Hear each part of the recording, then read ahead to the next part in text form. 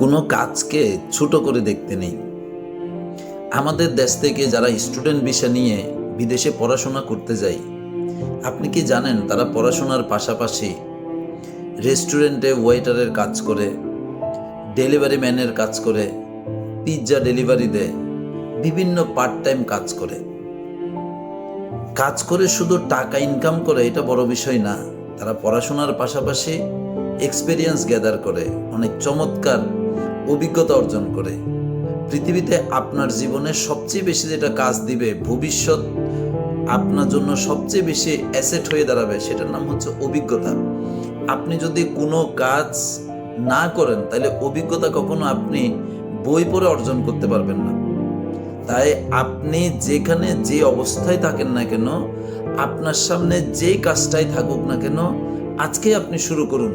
কোনো কাজকে আপনি ছোট মনে করবেন না, শুধু আপনি কাজটা শুরু করে দিন।